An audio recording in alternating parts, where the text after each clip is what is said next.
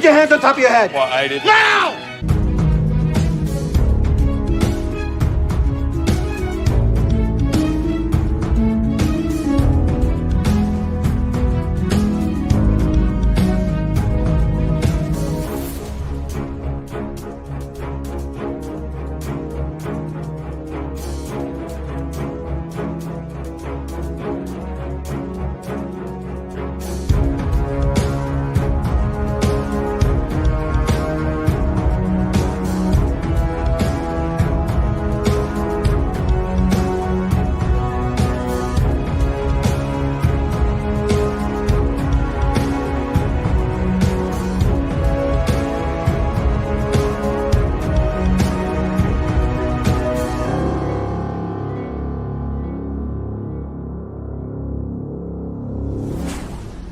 Bet your mother had a loud bark.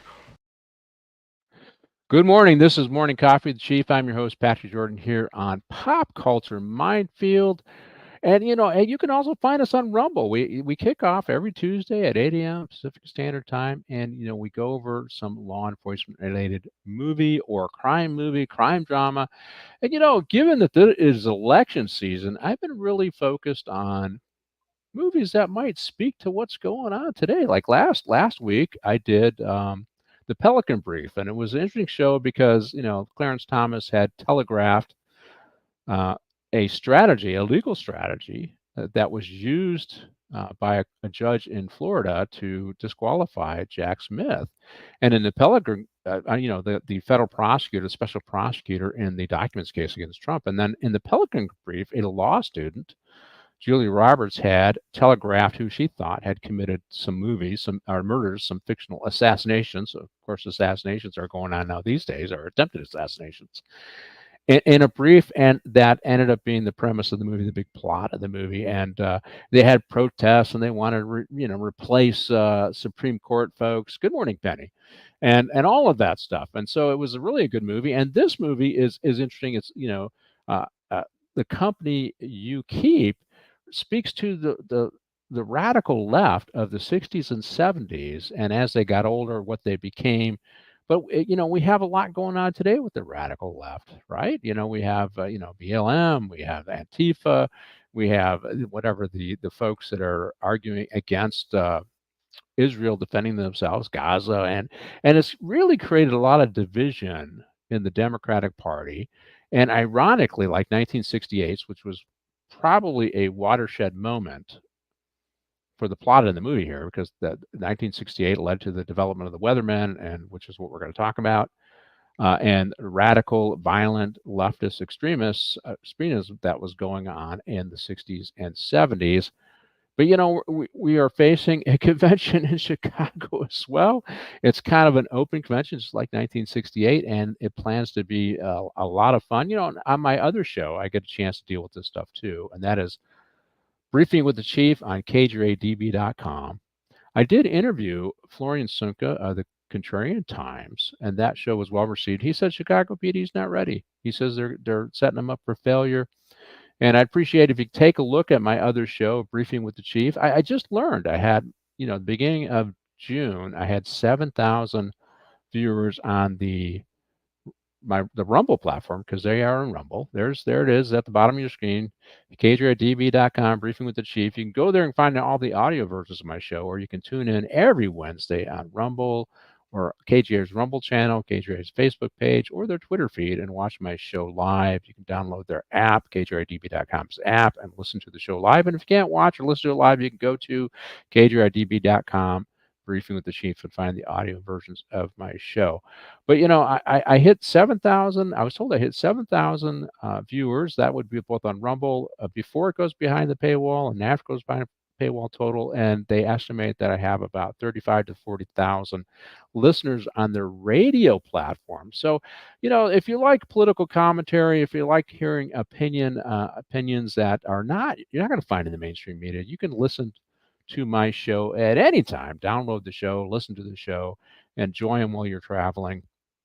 And I'm getting a lot of positive feedback. And this week I have coming up, I'm going to talk to Kim Ong from Harris County, Texas, the DA for basically Houston, Texas. And there's this shadowy organization called the Fair and Just Prosecutions, with headed by Miriam Krinsky. George Gascon is on it. Marilyn Mosby, recently convicted prosecutor from Baltimore, and Kim Gardner, resigned in disgrace after ethical violations, also is there. Larry Krasner, who's been called out for not providing all the information necessary for prosecution of police officers. They're all on the board. This shadowy group of progressive prosecutors. And basically what happened to Kim Ong is she was kind of progressive, but she didn't like zero bail, and she wanted more money to prosecute. She still believed in the victims. She wasn't left enough. They primated her. She's going to be leaving office, but she's going to be on my show, and we're going to talk about this shadowy organization in Houston, and it should be good. But I would appreciate you take a look at that show, listen to the show, and become a regular listener, and help me to expand my audience. I'd love to, in the next 6 months, maybe get up to 75 to 80,000. That would be great. But I can only do that if you guys take a look at the show and share it with your friends. Now, today's show, I was going to have two guests, but one of my guests dropped out because of some medical issues, and we're just going to have one guest today. But before I get into talking about my show, I got to talk about the Los Angeles Mission. Now, the Los Angeles Mission is it's been around for 85 years. It's in downtown Los Angeles, and it services the people on Skid Row. And they serve like over 1 million meals a year, even more than that. And they provide wraparound services um, for the men and women on Skid Row who are ready to get off the streets. But they also will provide some basic services for people who are not quite ready, and then they use those services to try and entice people to get off the streets. So they'll give them drug and alcohol treatment. They'll meet their medical needs. They'll deal with their psychological issues. They'll also give them job training, and once they're to a certain point of sobriety and stability, they'll match them up with employers, and basically they reintegrate them back into society, and they do it based upon they have a faith-based element to their mission, and which is why they're called the Los Angeles Mission. I interviewed Troy Vaughn on my other show, Briefing with the Chief. You go back and listen to that at kjdb.com, and he talks about his life of in the military, then addiction, then homelessness, and then recovery, and resilience as he established a congregation and then also became the head of the Los Angeles Mission. It's a great story, and it is a great organization, but they depend upon donations from you, the public. So go to the www.losangelesmission.org and check them out and make a donation today. So anyway, our show today is The Company You Keep. God, I didn't have this tabbed up, so I'm going to have to look this up. Just The Company You Keep, just so I can introduce the movie to you a little bit here, and then before we bring on our guests, let's see. Here we go. I had Sarah Jane Olsen tabbed up. So this movie was released in 2012. It's a political thriller. I would say a crime thriller too, because these are bad guys that the police were chasing and caught. It stars Robert Redford and Shia LaBeouf. God, I was directed by her. So, and it has a kind of this ensemble cast, So I did like that about the movie, because you're going to see Julia Christie in here, Susan Sarandon, not really my favorite actress, but she's in it. Brendan Gleeson, I really like him. He's the Irish actor, and then we got who else we got here? We got Nick Nolte's in the movie. Sam Elliott's in the movie. Stanley Tucci. He was. We just did the Pelican Brief, and he was Kamel in the Pelican Brief. He was the assassin in the Kamel in the Pelican Brief. So, a lot of good people in the movie, and I believe this was a project pushed by Robert Redford, if I got it right. But let's go ahead and bring in our guest, and he's former chief of Westminster Police Department, former commander of the Los Angeles County Sheriff's Department. We are going solo today because one of my other guests had a medical issue, and Ralph Ornelas is my guest today. Hey, Ralph, how are you? Hey, Pat, I'm glad to be here, and also I'm really proud of you, what all you accomplished between Briefing with the Chief and the Coffee coffee with the cheese. You've done a great job. Yeah, I'm having fun. It's a pretty good hobby. I mean, I got another hobby too. I grow vegetables, and my tomatoes are just taking off this year. I got these great heirloom tomatoes, and my tomatoes, peppers, and chard are the ones that are easiest to grow. I have less problems with those, and then a lot of herbs. So That's a nice. That's a nice. it's good, right? Well, I got the heirloom tomatoes, and then I got basil, right? So then I got to do is just buy some mozzarella, and what do we make? We make caprese, right? Yeah. And I usually make 3 or 4 batches of homemade pesto, which comes out pretty good too. So it's. I mean, I started this probably 7 years ago while I was still working. I remember I was overseeing the ranch, and we started a farm Yep. thing up there, right? And I thought, Sustainability program. right, and I said, well, you know what? I'm going to start just growing stuff on my patio, and I've been doing it for years, and I'm getting better at it. I learned. I learned how to pollinate my own stuff. I don't have to wait for the bees to come, and you just learn a lot about how you prune them to get better production, things like that. But So you're the Renaissance man. yeah, well, I guess I'm the talent for the shows right here. So I guess it's art, right? And then I'm, I go over movies, right? And then I'm growing stuff, and I also am really working on my fitness level as well. So so I try to do a little bit of everything, and I just have, I want to do wholesome hobbies, and I can't spend all my day on a golf course. I know guys love that. It's just not me.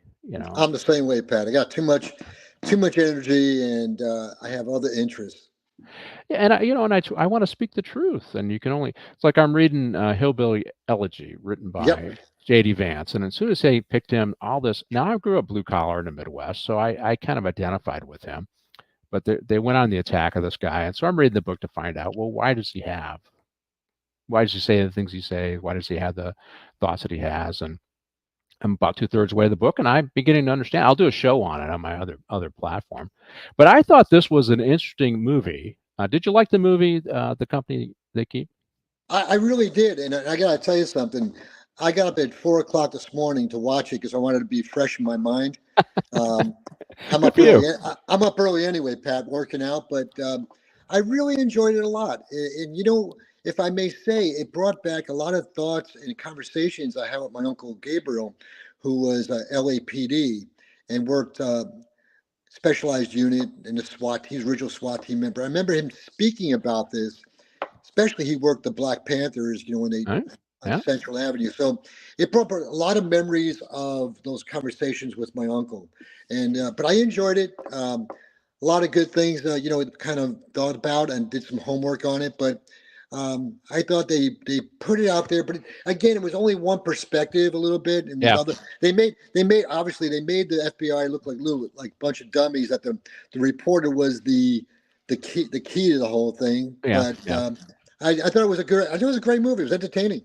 Well, it's interesting because I'm going to lay out this where I think they took the plot from real life, right? And so we're going to get into that before we talk to the movies here. So the very first part of this is one woman is captured after, I don't know, 20 years on the run, Susan Sarandon, right? So let's show, hey, show the picture of Sarah Jane Olsen from now. She was a member of the SLA, so it's a little different. They talk about the Weatherman Underground, and they blend these two together. There she is, and this person was a member of the SLA. She's a violent extremist from the 60s and 70s, and she was caught like 20 years later, and she had been, I think, a mom in Oregon is what she was doing. But let me just, I want to kind of read who, because you see the arrogance, because she's still arrogant. As they were prosecuting her, she displayed a level of arrogance, and she refused to admit that she actually did anything wrong after she took a plea, and the judge forced her to come in and admit that she took a plea legitimately. But I just want to read, this is the Crocker bank robbery, because they talk about a bank robbery and murder in this show with the Weather Underground, which did occur. It was Kathleen Bodine and stuff and those folks, and we'll talk a little about that. But in April of 21 of 1975, SLA members robbed the Crocker National Bank. In the process, they killed Myrna Ospel. I think I got that right. I hope I didn't butcher too bad. This is some lady that was depositing money for the church. Patty Hearst, who acted as the getaway driver during this crime. So Patty Hearst was kidnapped by these nuts. and she's the heir to the great Hearst fortune, right?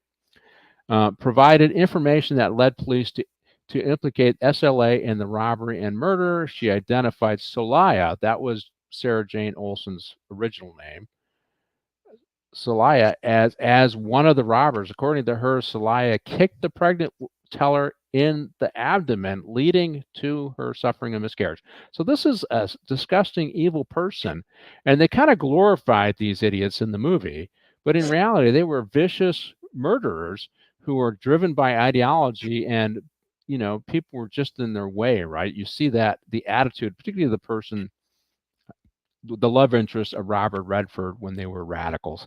Police later searched Celaya's room and at an SLA, the Sudanese Liberation Army, I guess I should say that for the audience, safe house, and in San Francisco, they found several rounds of 9mm ammunition on the floor and in a 9mm Browning high-powered semi-automatic pistol. In Celaya's dresser drawer, manufacturing marks on the shell casings indicate that it matched up with the murder, right? So it matched. So she committed the murder. She was certainly part of it. And the prosecutor said that Celaya was tied to the crime through fingerprints, palm prints, handwriting, and of course these shell casings, right? So she ended up taking a plea for second-degree murder. She also took a plea for planting bombs under LAPD cars. They tried to blow up LAPD cars, and she was unrepentant even after she was caught, and it lays this out in the story. But I think they took the inspiration, because this story came out. This happened in 1999, right? So it's like, so this happened well before the movie was happened, and I think it helped to inspire the plot. I think the other one, we got some wanted posters here, and of the Weather Underground. Let's throw that one up there, Martine. And you're going to see some folks here. One of them is Bill Ayers.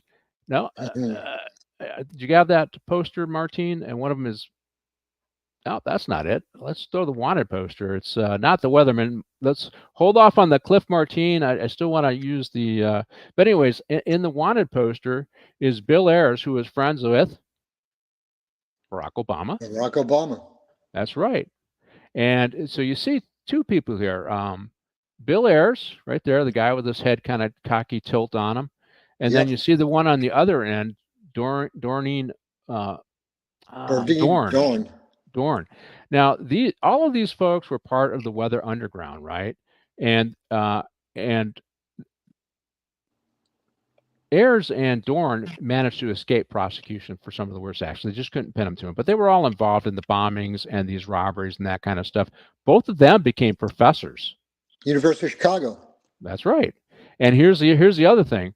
Both of them raised a child for Kathy Bodine, who committed a robbery with the Black Gorilla family, and I think they murdered a security guard. I think some policemen were shot too, or maybe it was an armored car robbery. Can't remember which.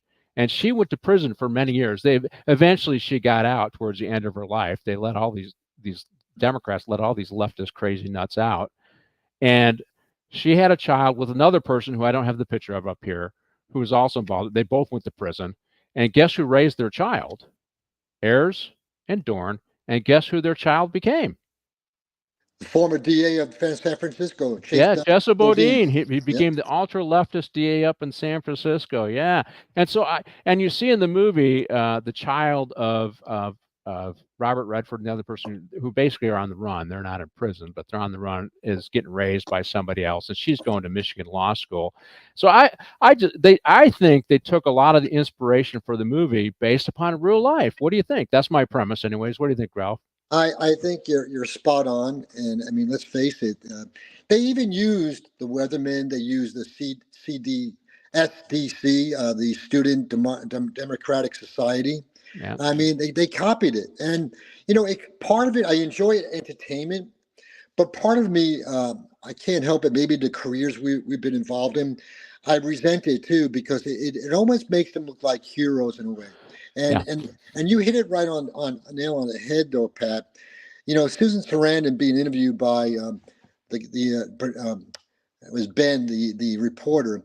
she makes it sound like she's a hero, but also, as she stated, when he asked her a question, do you regret it?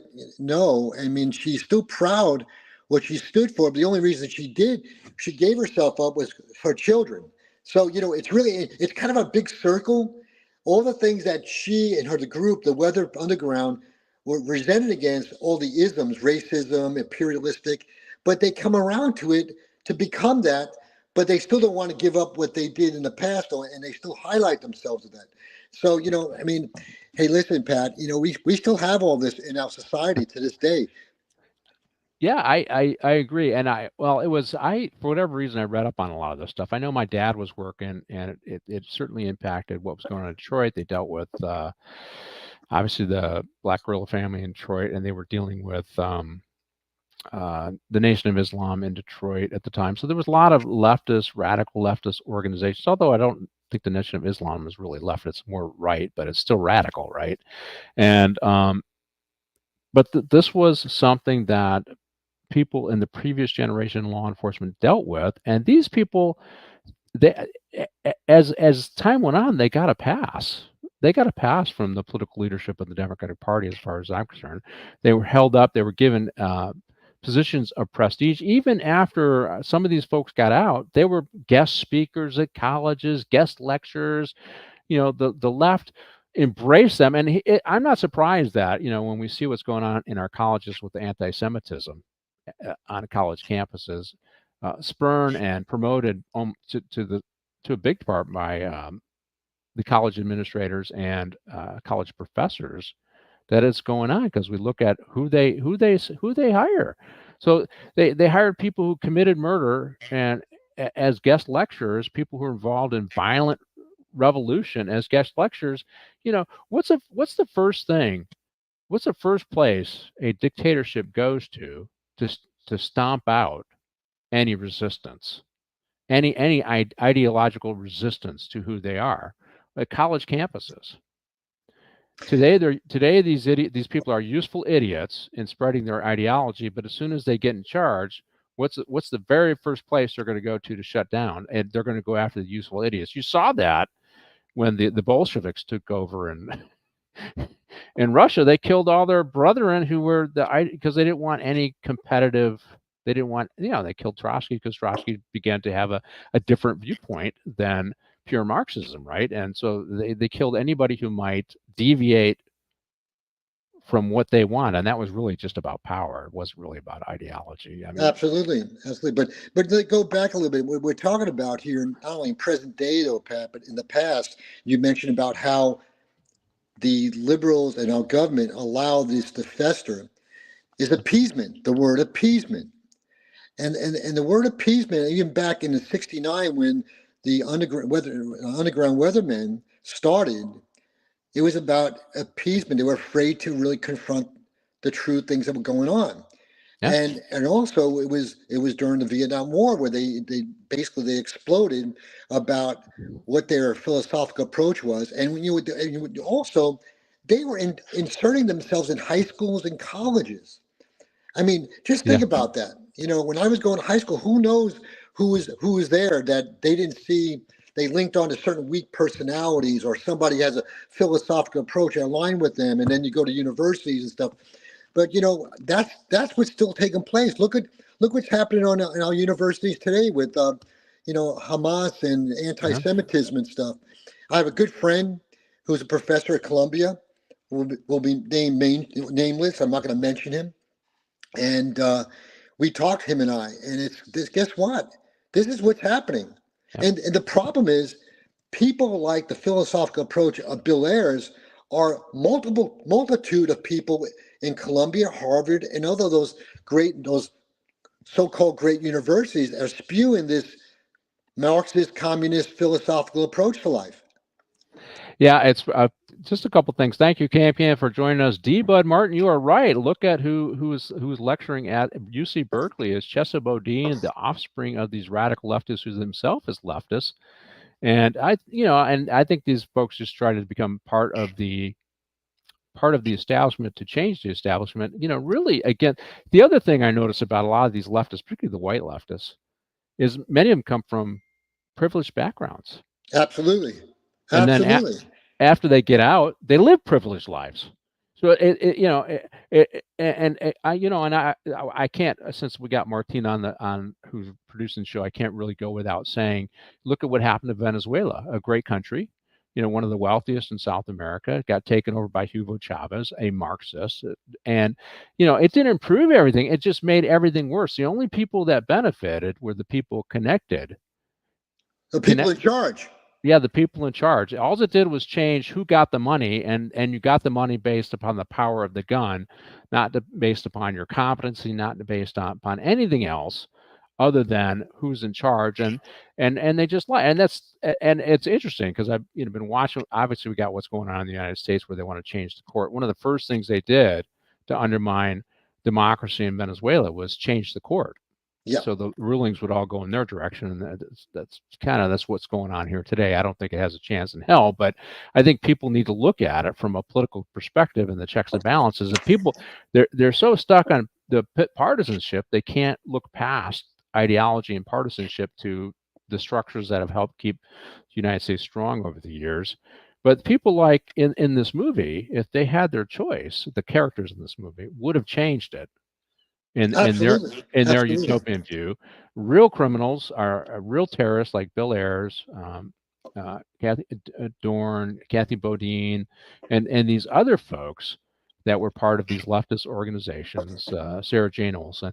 They would have changed it in their vision, and that would have been an oppressive dictatorship like we see in Venezuela. That's kind of how I see it. I don't know. Well, I see it align with you, and what really disturbs me a lot is these people you just mentioned, all those names. They visited other countries. Yeah, they visited North Vietnam. They visited Cuba. I mean, they visited those places to learn that tactic, and also tactical military armament, and how to do the bombs, and how to tactically approach a bank, and how to go after police departments and the Pentagon, as they did. They blew up the Pentagon. I think it was, if I'm wrong, I think it's the women's bathroom they blew up. So you look at, they were, if our government and the FBI at that time didn't really insert, and obviously must have paid off informants and stuff like that, all those investigative techniques. But I got to tell you, it's really frightening what could have really been, because their goal was to overthrow the United States government, which they called imperialists. Absolutely. And and we had the context of the Vietnam War going on at the time, and I will give some life to the underground, to the belief that we did have colonial powers who were using force to subjugate others to the benefit of their countries. The United States wasn't big on that. We did a little of that, but with Cuba and initially, which we gave back to the Cubans, but also the Philippines. So we did have some colonization, some imperialism streak in the U.S., but nowhere near many of the European countries. And certainly we pulled back from that, and we look to use just economic clout, soft power to help. And the thing about it is, if you look at those countries that embraced communism, all it did was cause a race to the bottom, right?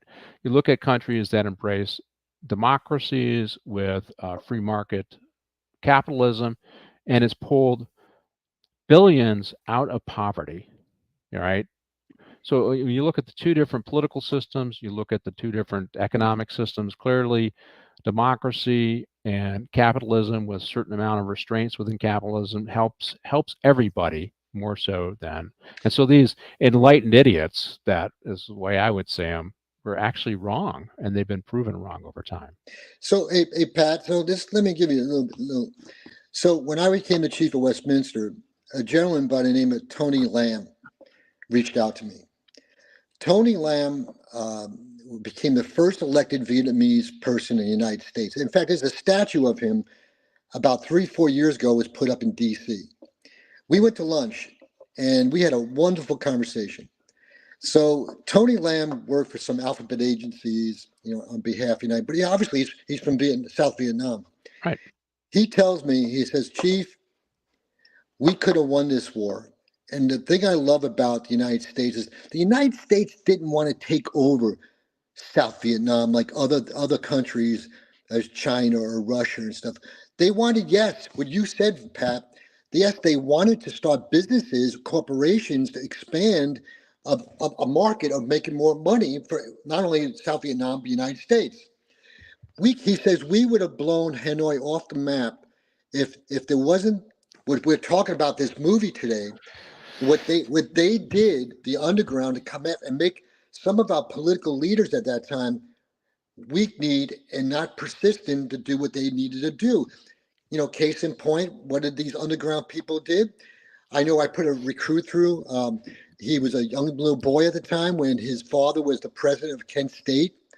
He remembers the shootings and stuff, all that was initiated in other colleges. So, I know I'm not saying we're perfect in our country, but guess what? We did all the things. I listened to a man who grew up during the war of Vietnam tell me personally, to my face, that the thing the United States he loved about him was they weren't planning to stay there and Right. take over the country. It's the same thing when I worked in Central America. The Central Americans I met, Honduras, Guatemala, Costa Rica, and El Salvador. Guess what? They loved the United States because they knew the United States didn't want to take over their country. Not like what happened in Nicaragua. Right. And lastly, I'll tell you this: when I brought all these people up from Central America, the first they wanted, where they wanted to go? They wanted to go to the Ronald Reagan Library. And you want to hear something? Here I am on a bus with all of them, and you got to see men and women crying because they believe Ronald Reagan helped save their country to stay independent. Yeah.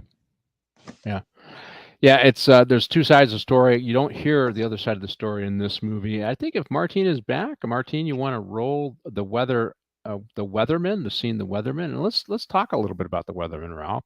So this scene, basically they talk about the weatherman, they talk about radicalism, but the weatherman was a group of violent extremists, mostly middle class, upper middle class people, college students. Initially it started out as they were members of the Students for a Democratic Society. They protested in 1968, and basically they felt like they weren't the convention, DNC. Here's the protest. They weren't getting any action, so they decided that they needed to do violent, direct action, as you hear about today, violent actions to achieve their goals.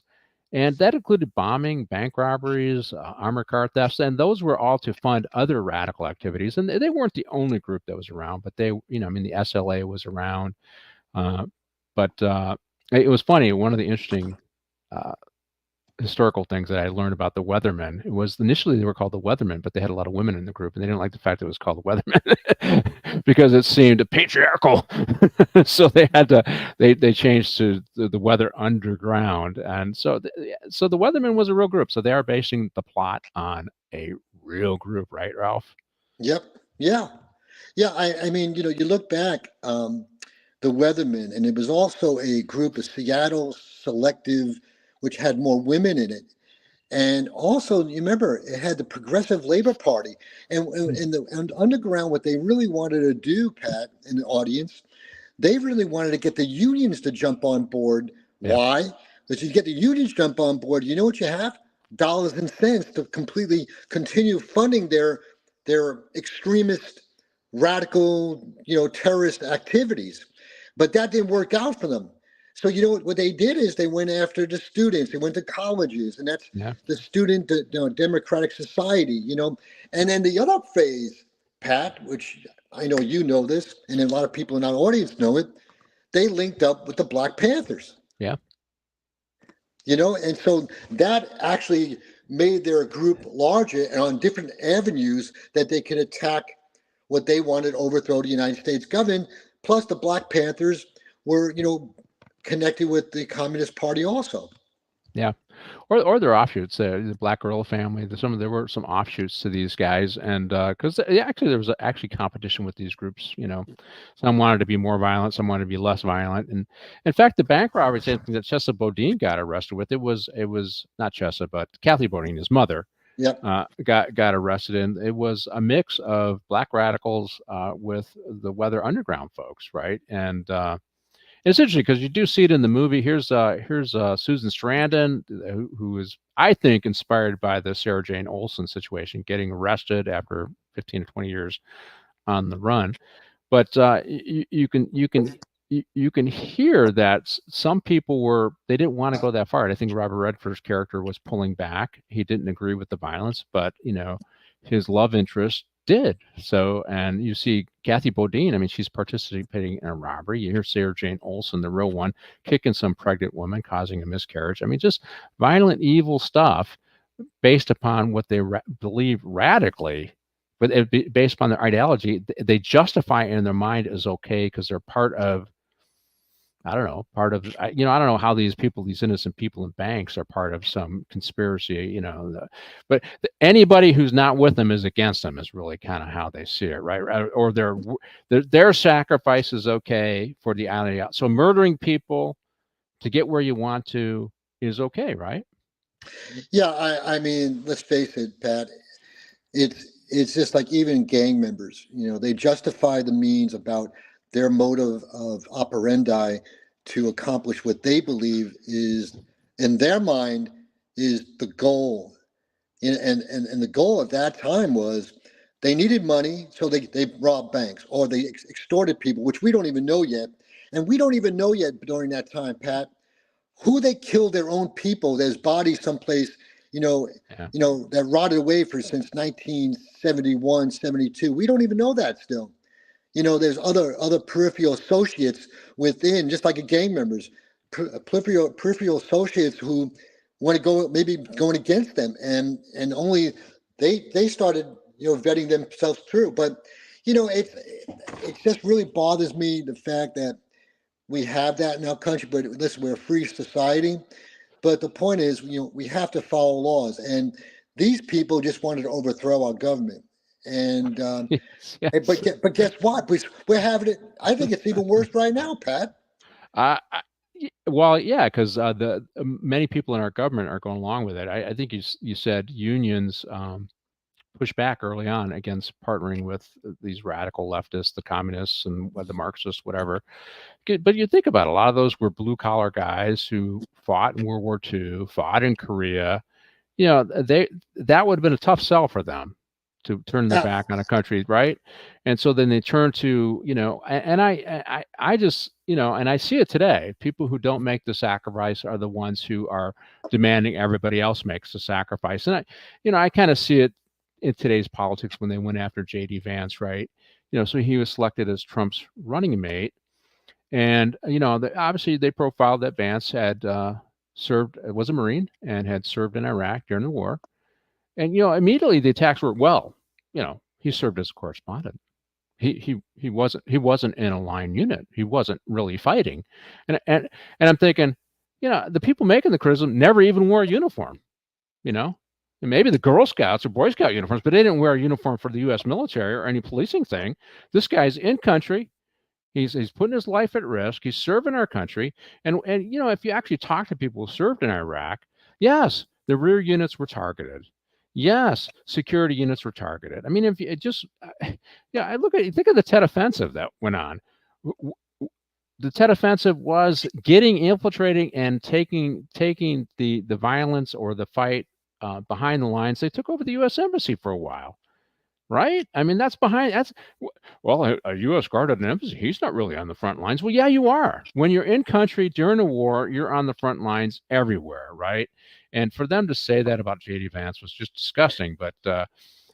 So people who won't make a sacrifice for the country, and they actually see that their violent resistance is sacrificing for the country, which is how misguided they are. But they'll attack people who actually. That's why I think a lot of those blue collar union guys wouldn't join, and that's why they went and got these misguided youths in college to do this stuff. I don't know. Maybe I'm thinking out loud, but what do you think? Two points I make.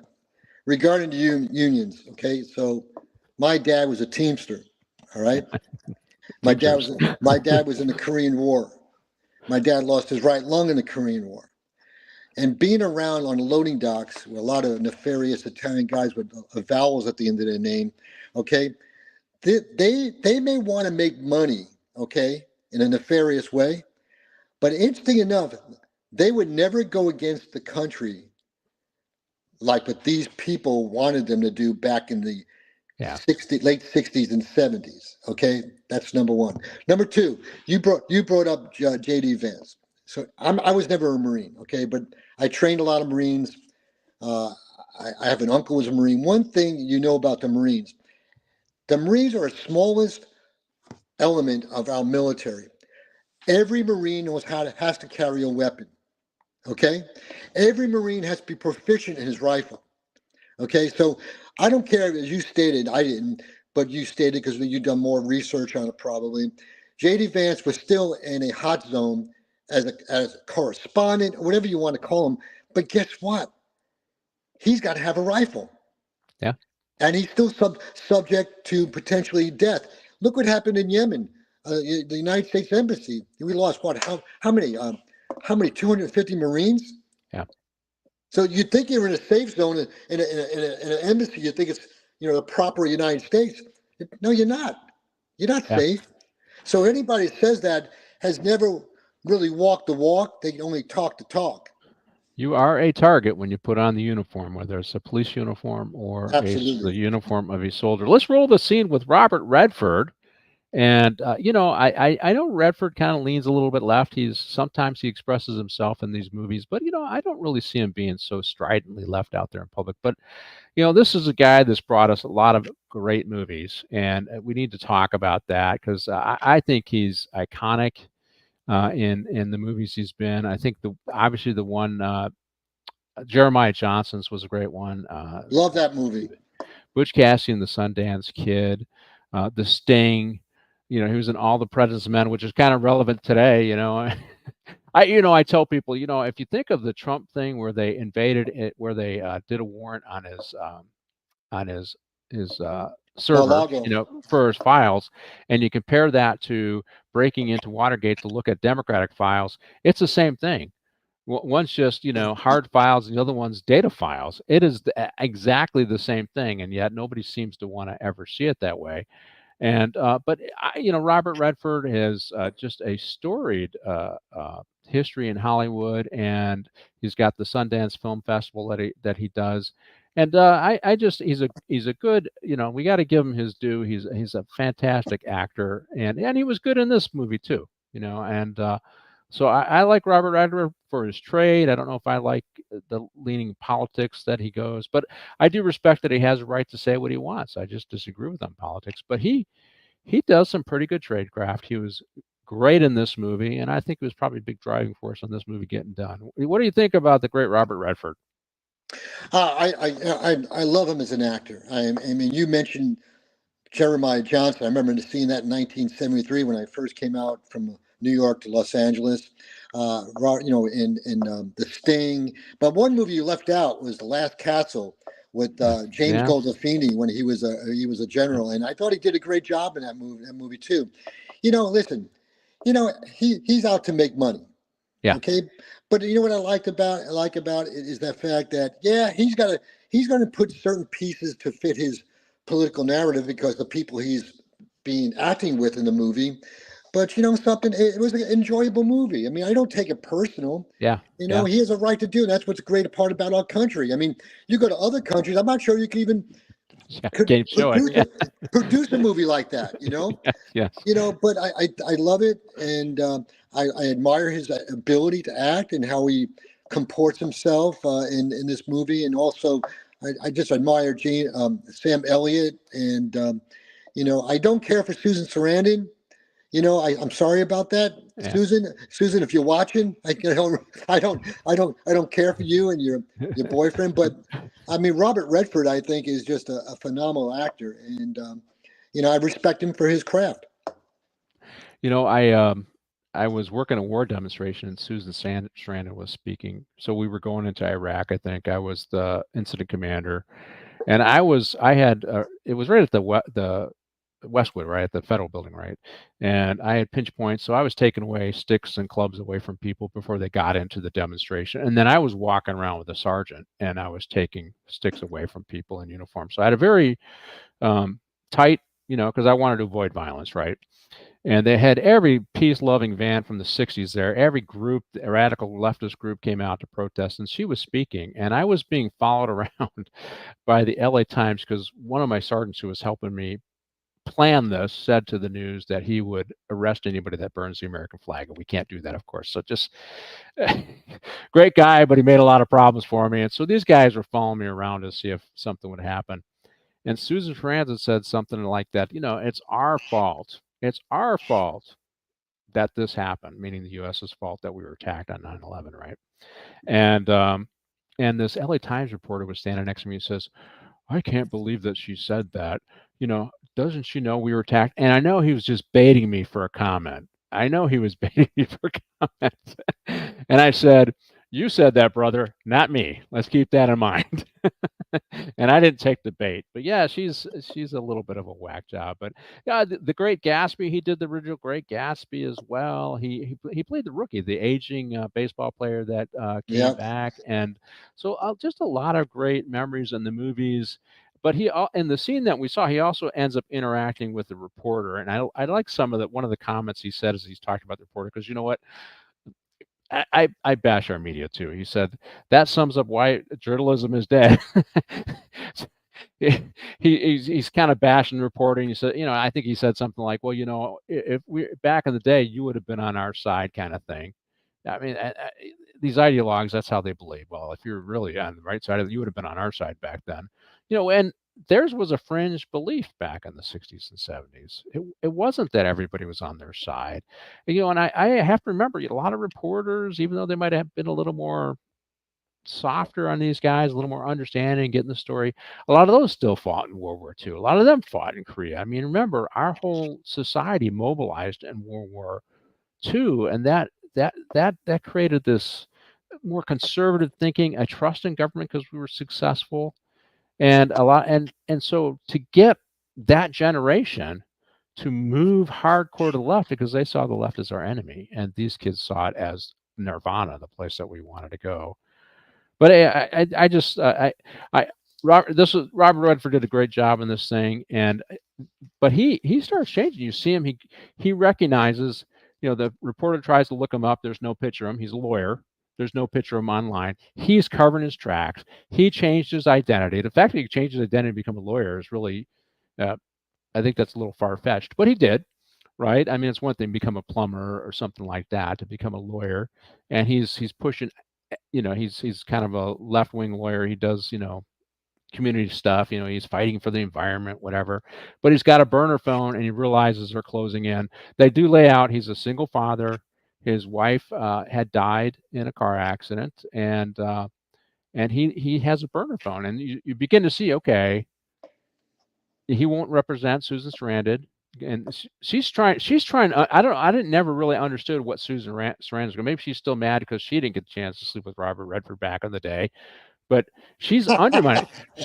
She knew she was going to get caught. It telegraphs that she was going to get caught. I separate art from the artist. I love Jeremiah Johnson. Yeah, Camp Can, so we do. Great stuff. All the President's Men. And All the President's Men speaks to some of the stuff going on today. But she's undermining, but he doesn't want to get involved because he's got a daughter to protect. And when you see the burner phone, you know that why he doesn't want to get involved. He's part of it. He's not just a lawyer. He's part of it. And that's the first part that telegraphs it. And of course, everybody who's doing illegal stuff has got to have a burner phone, right, Ralph? As you know, working narcotics. Well, I mean, you knew right away. But the other thing was, I kind of grabbed it right away. He was going to protect his younger daughter. That was the key. I could tell. Just some language, some of the questions were asked by the reporter, and he had a mission about protecting this younger daughter. But also, as we found at the end, was also the older daughter that he had with Mimi Laurie. Yep. And so there was an ulterior motive on his part, but also the fact that we find out that he really wasn't there because he separated himself from the crime and the murder in Michigan that took place at the bank. But Yep. it's so interesting. But I think he said something to the reporter near the end when they were at the cabin near the lake. And it resonated with the reporter at the end of the movie that he was going to write the story near the end, and he didn't send it to his Yeah. His editor. So it's kind of like interesting. It's kind of a typical Robert Redford movie where that here he is. He had impact on a guy that was trying to reveal him, and the guy shut down and didn't do what he felt he should have done because he saw reality based on what Robert Redford wanted him to see. Nowadays, that's bullshit. You got to get those clicks and likes. So that thing would have been rolling out there just for that.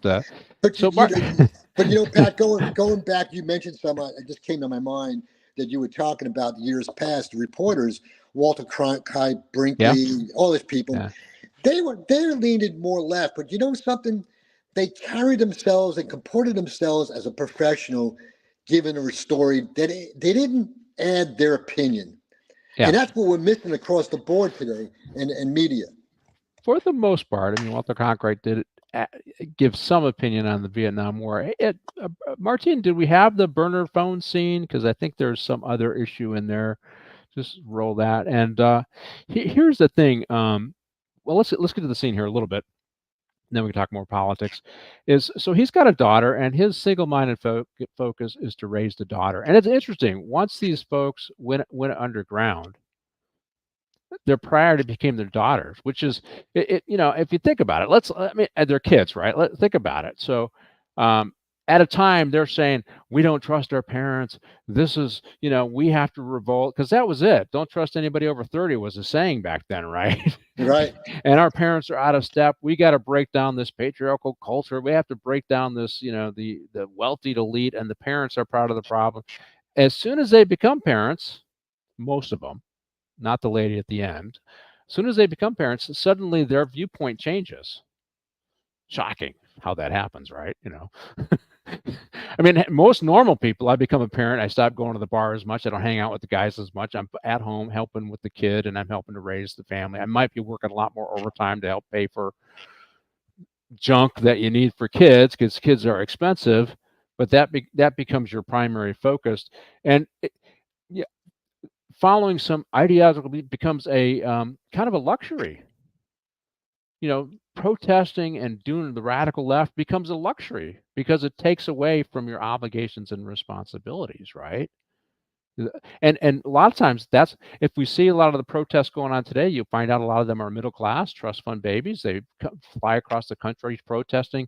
They have the luxury of wealth to protest, right? Whereas the most of us, blue collar, working class, we're just struggling to get by, right? And many of the people, obviously, we're doing well, but if we were in those 20 to 30 year age, most of them are just struggling to get by. And it's really the radical left is really dominated by a lot of people who have money, or they get money from Soros or others to continue these protests, right? It's the luxury. It's I say it's almost hedonistic that they do this, because it's to some degree it's narcissistic on their part, but absolutely right. But it is the luxury of the wealthy to be these radical protesters. I don't know. What do you think? I mean, no, I agree wholeheartedly, Pat. I mean, first of all, when I was growing up as a teenager, if they were trying to recruit me, I got to be honest with you, I was working my ass off, trying to make extra money for the family and myself, going on date and stuff. And I didn't have time to jump in and had money to travel around the country or out of the country, as they did. I mean, hell no. But you're right. I mean, and it's still today. You look at who is out there. Most of the time, it's female and male whites jumping into these organizations, Antifa, right? Yeah. And they're all in on this because they view the United States and been brainwashed to these universities around the country that the United States is a colonization country and an imperialistic, still the same terminology and all the isms across the board, the United States is all the isms and stuff, and I think I really believe that it's unfortunate, the World War II, as you mentioned earlier, the greatest generation that we had, we're losing those people, and the stories are being Yeah. lost in high schools, in Yeah. elementary schools, and we're not sharing those stories anymore, like you and I had in school. And I really, it's really disheartening because we're losing the essence of our culture and how we developed and how we rose to the occasion during difficult times. Even if we're not in agreement with everybody, but we did defend each other when we had to. Yeah, and I just like I said, it's the luxury of the wealthy and the idle elite that get to run around and protest and do what they want, and that's why you see a lot of it going on in college campuses because we have to pay for their college. And I'm just like, hey, if they had to pay for their own college, trust me, they wouldn't be protesting. They'd be off getting that second job. They'd be doing whatever they had to do to get their diploma. They wouldn't be. They'd be a little more selective on what they studied, and we wouldn't see all these protests going on in college. It's that's why you see it more at our wealthy elite because we're funding these colleges. Our wealthy elite go, and I don't think I would have tolerated. My kids went to technical schools. I pushed them into STEM, and so this college they ended up going to the same college. They ended up being much more conservative because it had a bunch of engineers in it. Cam, yes, I'd rather have a Marine janitor than a no service politician. Yes, yes, I'd rather hang out with them. I agree with you so much. Yeah. And I have another former Marine who comes on my shows every now and then, Scott Orr. Tough guy. Oh, Great. Scott, I remember Scott. Yeah, great commentary, and he served in the Marines, and once a Marine, always a Marine, I guess. Yep. But in the show, we see Jim Grant is Robert Redford. He's his name, Daguerre, I guess his original name is Nick Sloan, and he's on the hunt. They're looking for him. They now figured out who he is because of the reporter, and not the FBI, the reporter. And I agree with you. That was they couldn't even give the FBI some kudos for figuring out who he was. It has to be the reporter that figures That it tells out. you a lot right there, Pat. Yeah, just and he's got a fake ID. He's got money. He's got credit cards, and he has a plan. He obviously had a plan. And a lot of, as you see as we go through, there's this network of radical leftists who have now got into the bourgeoisie life that still will help each other out, right? You see that as we go on. Let's roll. Uh, Tricky and Slick. The very first thing he needs to do, he contacts his brother who says, I don't want to be involved, but his brother then ultimately agrees not to really help him, but to take possession of his daughter. And I just like the way he did this scene. He goes to a hotel. He tells his brother where he's going to be at, and then he leaves a package for him and a chair. And it's good. It's a good drop, right? We've seen the espionage drop, so it's a good drop. They played this out. He leaves it there. His brother gets the envelope. It's paperwork to show that he's the legal guardian for the daughter. Then he goes and gets the daughter, right? And obviously he's had the conversation with the daughter because his daughter accepts this initially. But it's interesting. He watches him get the drop. The FBI figures out where he's at. They rush to the hotel. Obviously a lot of this is drama driven, right? They might figure out where he's at, but it's going to take 4 or 5 hours to muster enough troops to get there, But hey, that doesn't play well for TV or movies, right? So they rush there, and I, I just thought it was funny. They realize he's close. Oh my God, the guy's coming down. The brother's coming down the steps with the daughter. They realize who he is. They realize he's close. He's in the building. Seal out the hotel. And I'm thinking to myself, they throw this stuff out there like suddenly you're going to have 40 guys that, they got 4 guys. How are they going to seal up with 4 guys? I know they say this stuff for dramatic effect, but it was a good scene, and I liked how it was slick the way they showed it on in the movie. It was slick the way he did the drop, and he's a lawyer, so he knows how to do the power of attorney to give custody to the brother. Yeah, what'd you think of the scene? I just thought it was very slick in how he did it. I think he did. I'm not sure. I think did Robert Redford direct this too? But I think he produced it. But the way they directed it, it's real reality. All the the secret stuff where they hide and that envelope in the cushion, and he knew ahead of time. And obviously the FBI were on him. If really, in reality, there would have been a containment. There would have been more resources. There would have been NYPD around. On the peripheral containment. But it's a movie, and I like the fact when he goes, I got to get out of here. You can see it's getting tight, and he pulls the alarm, which everybody's got to get out of the building. So that causes confusion, and the 4 FBI are up to the ass in rattlesnakes. Didn't know what to shit, throw up, or whatever, and they're going all over the place, and so they lose him. And these were the guys that were tailing his brother. So they were tailing his brother, which would be typical, right? But they had a small team on him, hoping they got their break, but then getting everybody there is not really practical, right?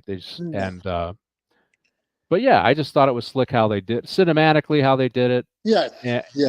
And then just if you're thinking from a evasion standpoint, and then of course he as we see he actually covers his face and he gets on the subway and he gets out of there, right? And it's the hotel is near a subway. He's probably planned this all out, right? So it was slick. I just thought it was pretty slick. A couple things that came up between this and the next scene that we're going to show is kids change you. We just talked about that. I think it was something he said. Kids change you, and it changed his perspective and how far he's willing to go.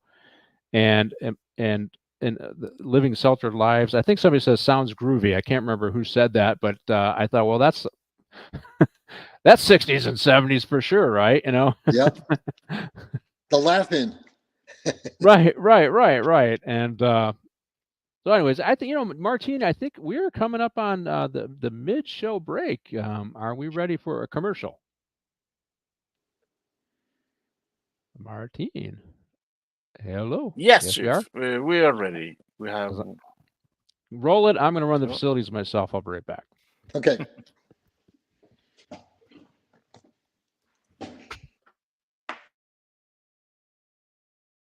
There's only one location on the internet where you can get it all: movie, TV, and comic industry. News and rumor analysis, official scoops from Geekosity magazine, reviews, and interviews.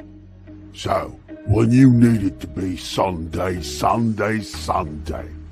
there's only one place to go, mate. Pop Culture Minefield, where they're always talking nerdy nerd stuff.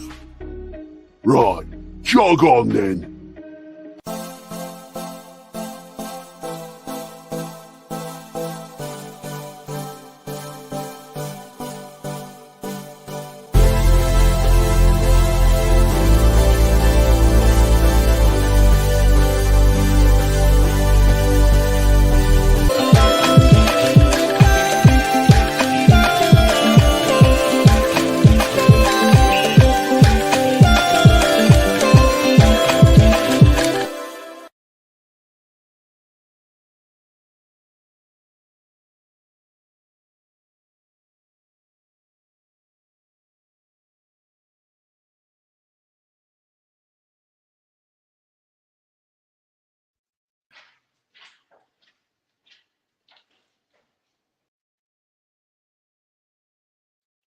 Hello, welcome back to Morning Coffee with the Chief.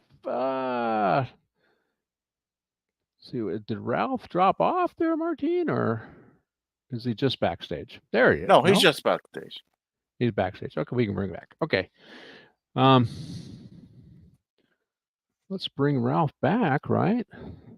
But welcome back to Morning Coffee with the Chief. As I told you, you can find the show every Tuesday at 8 a.m. Pacific Standard Time on Pop Culture Minefield's YouTube and Rumble channels. What do you think of the discussion so far, Martine? Oh, I've been enjoying it since.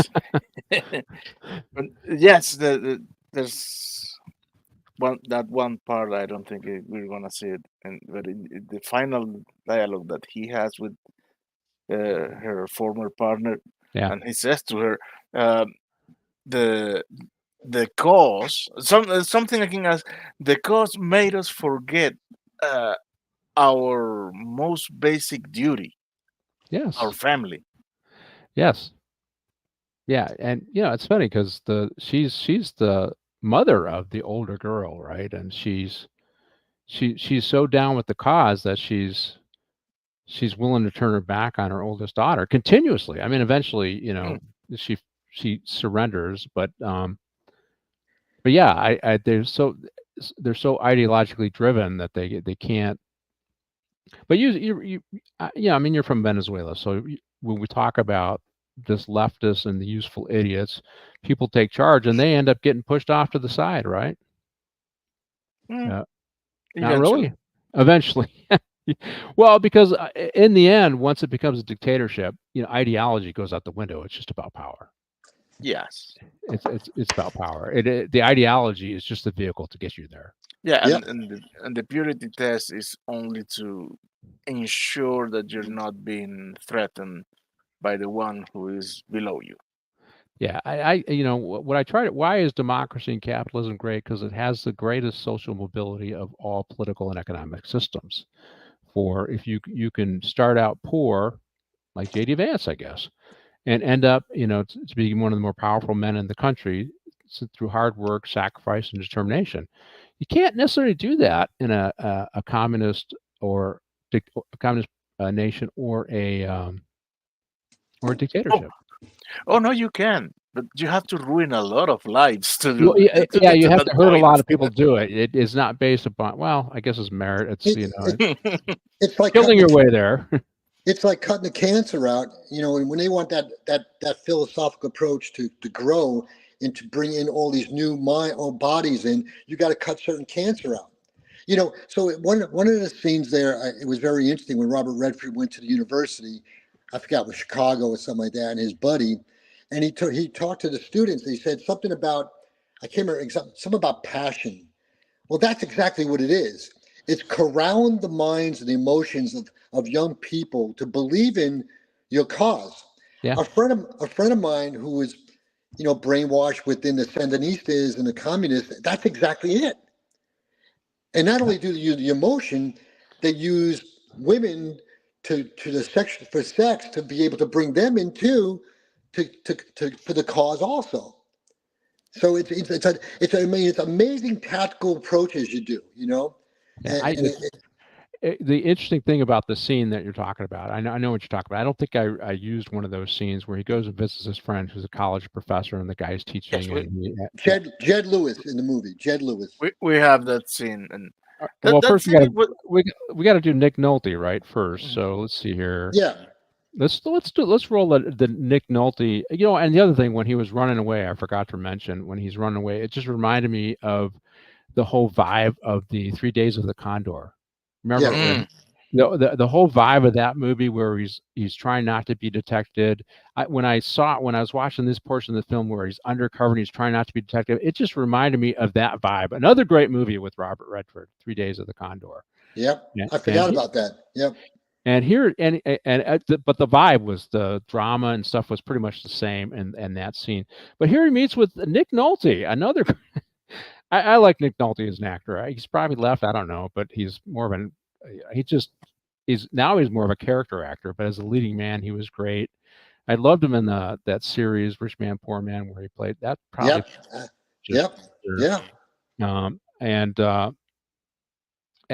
So he's in this scene, and so I enjoyed the fact that they had this ensemble of guys, and he's one of these guys that was kind of loosely affiliated with the group. You can tell that, but he didn't have all the liability that those guys had. But he's willing to help people, and he's willing to help Robert Redford here. So I like the fact. I just enjoyed, again, another great actor in the movie, where you gotta say, let's give him his chops. The guy did a great job. And he actually did he was just playing a more of a bit role, a character role in this thing, but he does a good job in just about everything he's in. I can't think of a movie that I didn't like him in. I mean, Cape Fear, remember that one? That was a good one. Yep. Robert as the bad guy. Just a lot of good movies. So what do you think of Nick Nolte, the actor, and Nick Nolte, the character in this movie, Ralph? Well, I always like Nick Nolte. In the 48 Hours, Eddie Murphy. He has that rough and tumble personality. His voice goes along with it.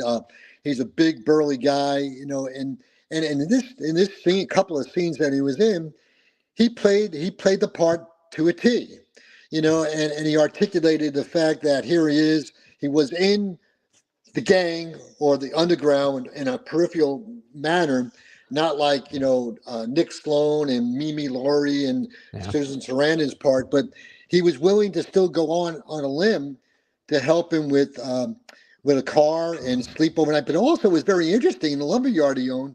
Yeah. So Robert Redford goes, "Isn't that so and so?" He goes, "Yeah. I mean, that's another guy who's part of their underground." And he employs them under different names and stuff. And so it's like when I used to speak to gang members in men's central jail, I used to always tell them, I said, if you're going to get out of the gang, you got to get away from your community that you grew up in. And just like these, male whites or female whites in the underground, somehow, some way, they still stay linked in to where they started from the beginning. And sooner or later, it's going to come back and bite you in the ass. Sooner or later, somebody's going to snitch you off, or you're going to get bumped off, or something like that. So it's very interesting. Yeah, they didn't roll on each other because I think their motivation wasn't economic, right? They weren't seeing. But the thing about he's living a bourgeoisie life. He made it in business. He's running a lumberyard. he's part of that evil, those evil capitalists that we got to overturn. That's what he became. That's what they all pretty much became. Yeah. As they left the life, right? They, even when we get into the next scene, Big Sur, they are living Big Sur, California. They're living the life that most of us would never be able to live. Pat, I thought it was really interesting that Robert Redford would put this in the movie.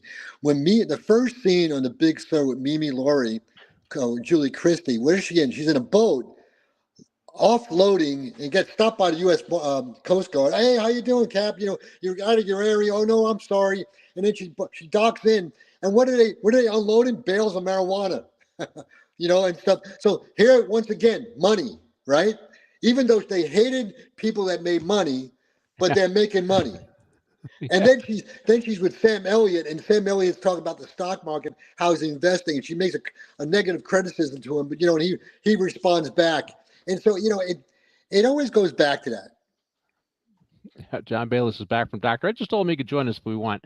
Yeah, but it's, so if you're really down for the cause, you're doing social advocacy work and you're living in poverty and you're helping other people out, you're giving up what they call it now, white privilege. You're giving up your white privilege to help others. But no, they go, no, I want a nice car. I want a nice house. I want to be able to travel to nice places.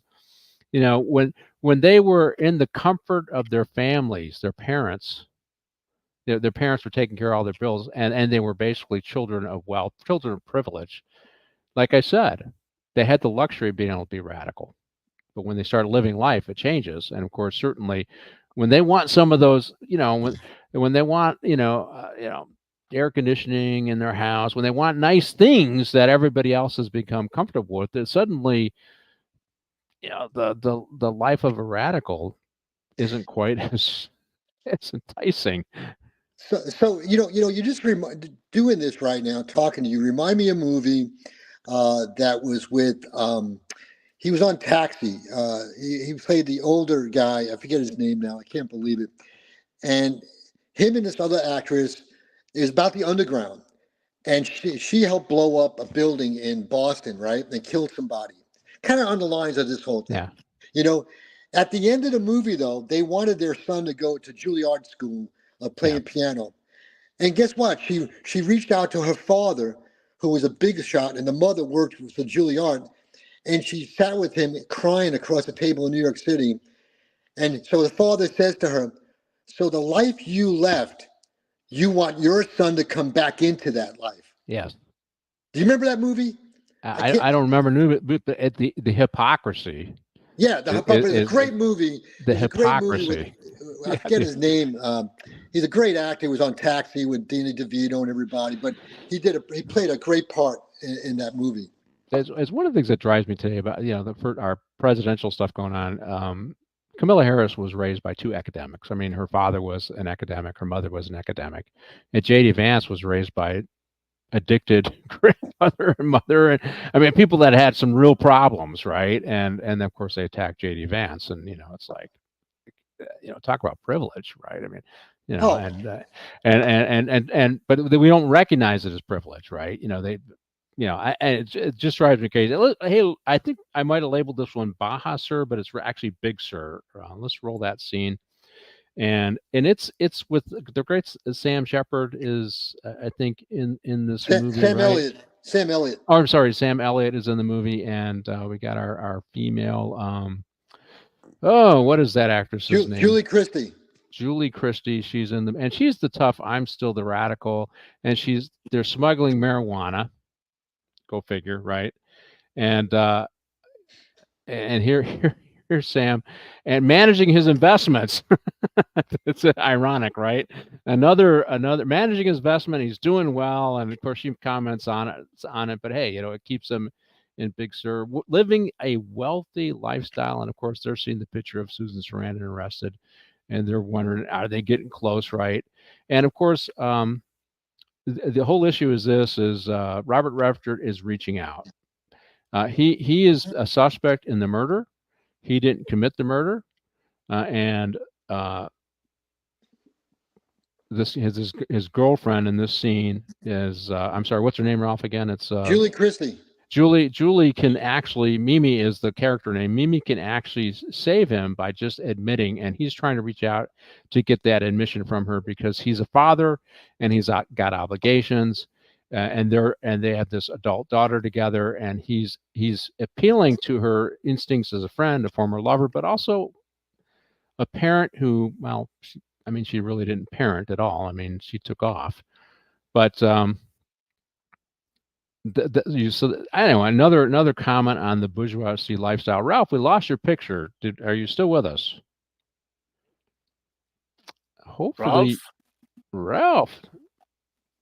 He's gonna have to log back out and come back in. Let me see if I can send him a note there. And let's see, Ralph. Let's see.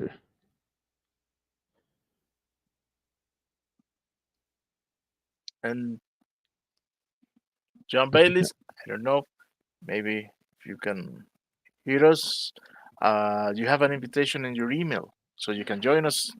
You can join us anytime. Possible. So anyways, so we see in the scene that, obviously she's a person of privilege. I have Stanley Tucci written down here again, and I'm trying to remember where we get here. He is the reporter is visiting and trying to figure what's going on. Oh, Martin. He's going into his own house just to find out that he's somebody. Well, yeah. So the FBI, he's upstaged and embarrassed the FBI. So the FBI served a warrant on his house to see how he got information, which is unusual.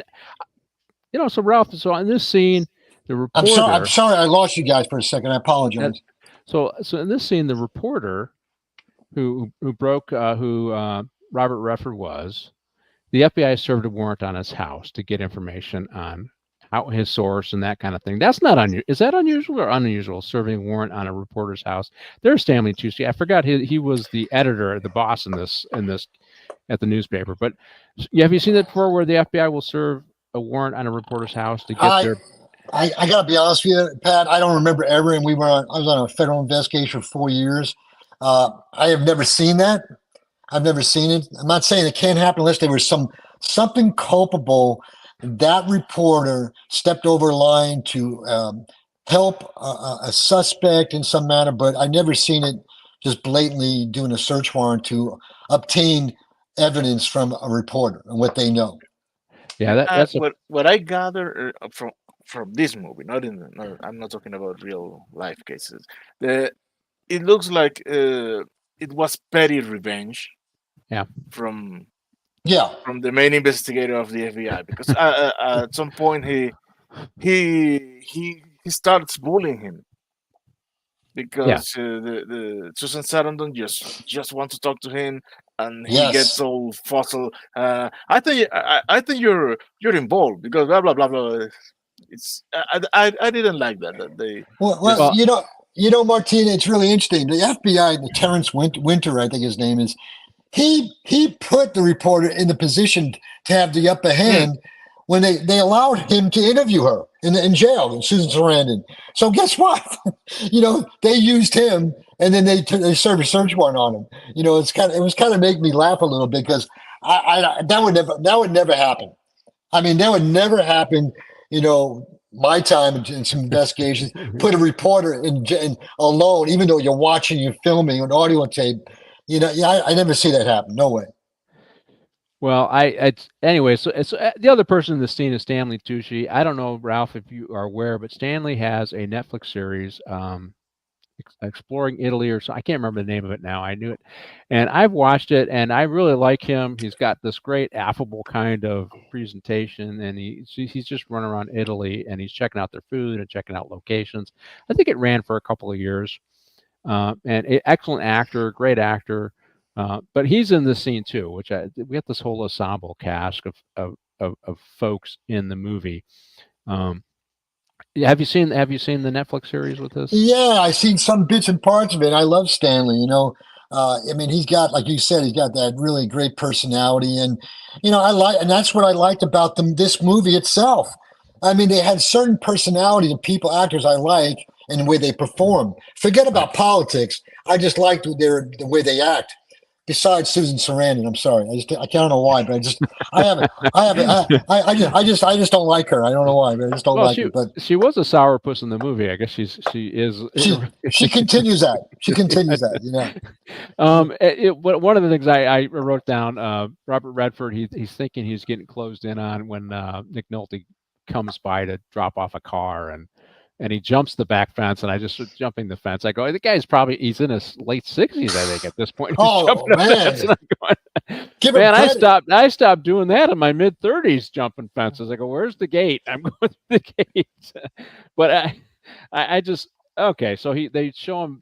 Obviously, he's running and stuff like that. So he's probably maybe 15 years older than what would have been his characters in this movie, and jumping fences.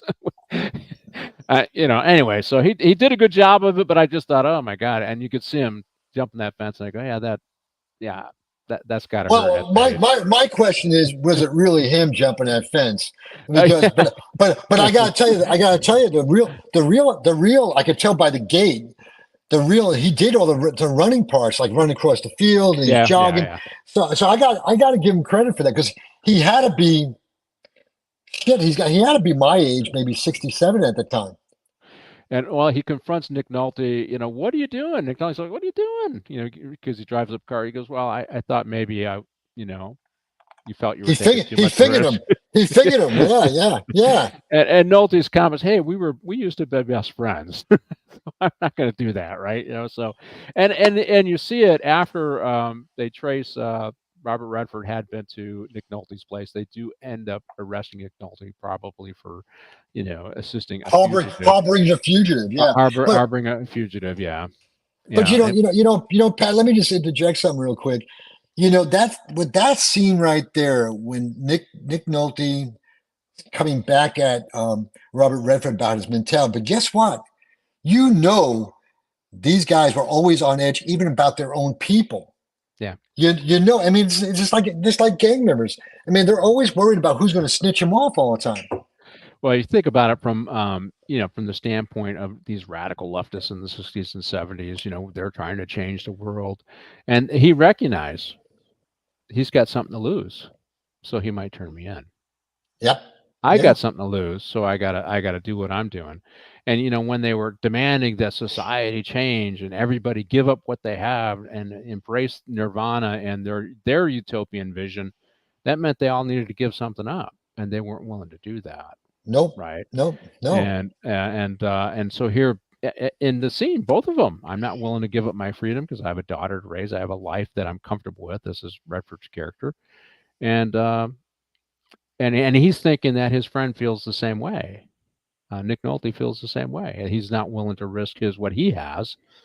And ultimately, Nick Nolte, hey, I'll take a risk for a friend, and I'm sure he pays a price, and he gets prosecuted probably, because in the end you'll see that Robert Redford character comes out okay. But hey, let's roll the next scene. Cop cops are hiding something, right? I think that's No, it would be leftist professor. oh, the leftist professor. Okay, yeah, let's roll that. Jed Lewis. Yeah. Yeah.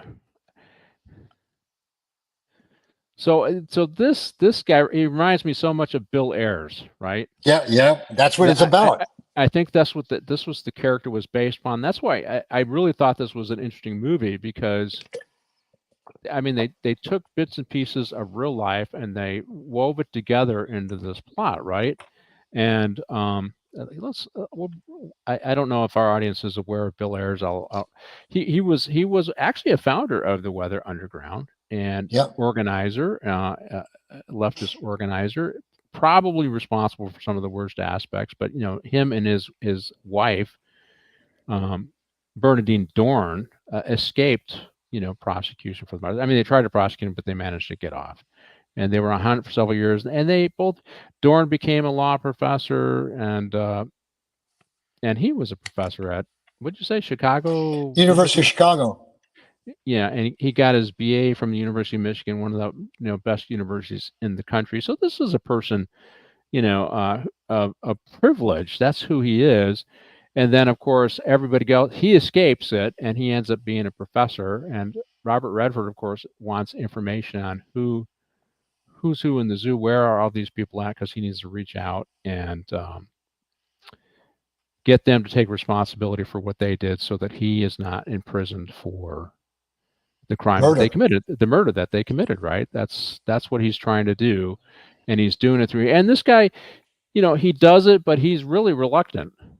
Again, another guy that's got something involved or something to lose, and really doesn't want to lose it. And the difference is the professors in real life, Ayers and Dorn, raised Chesa Bodine, and it was really this fictional cop character that they made that I think we'll show that scene next. That raised Robert Redford's daughter. So, hey, you want to talk about Bill Ayers? What do you think about Bill Ayers, Ralph? I think number one, he's a communist. He's established himself ingrained in a lot of our governments, which I think he's tainted in a direction that he always wanted to go in. I believe on the sidelines, he's even after the warrant for his arrest and all that stuff, what he did, he's still somehow in a position of influence on a lot of politicians, especially in Chicago. And it really disturbs me, because we will never know really how much damage and how many people he really hurt or maybe murdered. Right. And here's the thing. There's him and Barack Obama were close. Barack Obama was a community organizer in Cook County, Illinois, a place that he really wasn't from, Chicago.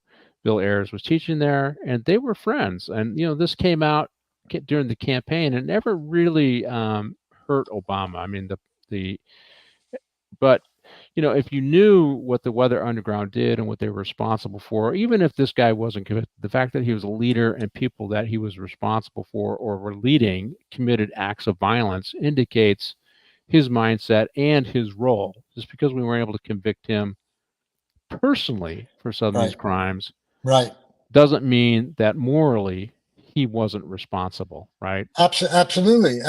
It's almost like Charlie Manson didn't commit the murder, but all his underlings did. It's the same premise. But the media protected during the 2008 election, protected Barack Obama and separated them and sort of put a big wall between those two people. And to this day, I mean, let's face it. I mean, that was and the media went very lightly on President Obama during that time. The interesting is, so they all became part of the bourgeoisie, as they would call as a part of the problem, right? Ayers is married to Bernadette Dorn, right, which I talked about, a fellow former leader in the Weather Underground. They have two children, Zaid and Malika, and shared legal guardianship of Chesa Bodine, which we just talked about, son of Kathleen Bodine and David Gilbert. So I mean those are the two characters, Mimi and so Redford's character and Yep. Mimi, and that's who we're talking about. They really represent Kathy Bodine and David Gilbert, real life people in the Weather Underground. Bodine and Gilbert, former Weather Underground members who later joined this is where you're talking about, Ralph, where they connected with other organizations. They joined the May 19th Communist Organization and were convicted of felony murder for their Yep. role in a Brinks robbery. Chester Bodine went on to win a Rhodes Scholarship. So here, they have become everything. Hey, John, there you go. Ayers is Students for Democratic Society, Weather Underground, Chester Bodine, former San Francisco DA, and parents were Underground were bombed. Yeah, they tried to bomb police stations. Yes, absolutely. He got a Rhodes Scholarship and became the DA of San Francisco. Let a lot of people out. He got recalled because he just had helped destroy the city with George Gascon, which hopefully will be out of LA here pretty soon. Hopefully. And his son Zayed married an actress and writer Rachel DeWolfskin, and they have and they are on the faculty at Northwestern University. So these are people. They're living a very comfortable life. Probably got vacation homes. Probably go on the lake pretty regular because they have lakes up in Chicago, like they do Michigan, where I'm from. They're living a good lifestyle. Kamala Harris' parents were. What'd you say? Kamala Harris' parents were. Oh, SDS Associates. Yeah, SDS. Yeah. I did not know that. Oh my goodness! Thank you, John, for chiming in. Hey, Go John. ahead, Ralph. Hey, I want to say hello to. Hey, John, how you doing, buddy? But you know something. The other thing was the Revolutionary Youth Movement and the Black Panthers. You know the underground Weathermen Underground. They went to the aid of Fred Hampton. Black Panthers, and Fred Hampton went to Cuba, betraying. And then you look at Joanne Chesmard. You look at Asada Shakur, who helped kill numerous New Jersey state troopers. Joanne Chesmard and Shakur, they all went. They're still living in Cuba. Yeah, they're still, and about 70 of these terrorists are still living in Cuba if they're still alive. Well, we don't know. They might have just died of old age. But it's very interesting. What's John saying here? People like Obama were allowed to press flourish. He's so funny. But people of the Black Panthers with the underground. I mean, they were all linked in together. It was all a common goal. And that was, just think, that was a very violent time with a multitude of organizations that collaborated again and together on different levels throughout the country. And if we look at what's going on today, Antifa links up with Black Lives Matter, and they both link up for the Students for a Free Palestine. Yeah. So we're seeing those same kind of dynamics going on today, and so we should be concerned because we saw low level violence since before, actually since Michael Brown, but we've seen low level violence particularly pick up a lot of steam after George Floyd, and that low-level violence. But Antifa existed before that. Antifa were anarchists that just changed their name, is really what they are, and now they're all interconnected. And there's funding behind them. There's funding behind these organizations, and I believe there was funding behind the organizations back in the day. Hey, let's roll. Her dad was a friend of mine, and so we got to talk about Brendan Gleeson. And so basically, a cop who was a friend of Mimi's family, they take on raising Mimi and with John Gates or Redford's character, Nick Sloan's kid. Nick and Mimi's kid. They take on raising him. Here's the reporter talking to her, and he obviously gets a little enamored with her, right? And the reporter does, and Brendan Gleeson's character is this cop. He ends up being a chief of police somewhere, but he ends up raising the daughter, and he knows what's going on. He knows that Mimi is the fugitive. Now, he's not really doing anything wrong because he's not harboring Mimi as a cop, but he does have knowledge that this is her daughter. The problem with that is if she ever reaches out to her daughter, that he didn't declare that. So I guess he could get in trouble. But hey, he's retired at this point, so it doesn't matter. But he knows. This is the part that breaks from real life, right? In the real life, it was radicals who managed to escape prosecution that raised Chesa Bodine. In this case, it's a cop who happened to be friends of the family with one of the, and it's the parents or the dads know each other, so they take the daughter and give it to one dad of Mimi, takes the daughter and gives it to the son of the other dad to raise as his own child. Him and his wife raise her, right? And here she is. But and of course she's going to the University of Michigan, where that's where the STS started, right? That's Yes. right. Yeah. Yeah. So here's the linkages to real life. Just keeps, art reflects popular culture, right? And of course pop, and sometimes it reflects. It's popular culture is reflected in art, right? That's what we're seeing here, and this was woven in purposely, I think, in the plot, because she could have gone anywhere. It could have been Illinois, it could have been, but they made sure that she's in Michigan, and she's going to Ann Arbor, and he's visiting her in Ann Arbor, where a lot of this stuff started. Not coincidence, right, Ralph? This is the theme of the movie, right? Linking to the old leftists. Part of me thinks that somehow, some way, Bill Ayer's got a percentage in this movie. And she says her mom's a judge too. Her mom is a judge. The one that's helping to raise her is a judge, policeman and a judge. Well, getting back to the father, I believe he was the chief of police of University of Michigan on campus there. Okay. And so he knew all the linkage and all the personalities of Mimi and Nick Sloan and let's face it, he kept it quiet for how long, but the report, I don't think he really felt infatuated with her. He wanted information from her. He wanted to know how much she knew, and he found out that she didn't know all the things that he thought she knew by interviewing the stepfather later on at a coffee shop. And so that was an interesting part of the whole movie, and it was kind of interesting. But I circle back to Bill Ayers because listen, I wouldn't put it past that Bill Ayers had to get a percentage or something. I don't care what anybody tells me. One of the we didn't show the Brendan Gleeson, but I want to talk a little bit about Brendan Gleeson. You know who I'm talking about, Ralph? He's Absolutely, an Irish actor. He's 69 now, but he always looks older. He's young.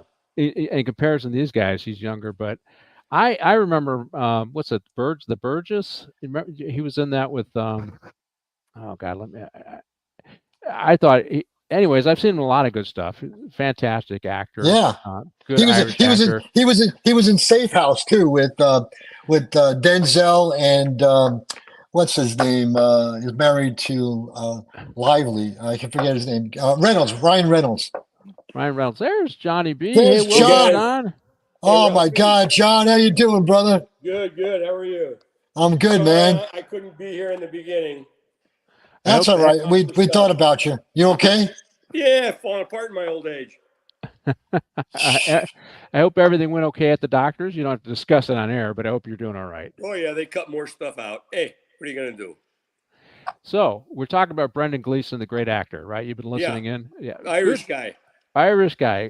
What's the Burgess? I think there was a movie with Burgess. I can't remember the name. It was a younger actor that I really liked.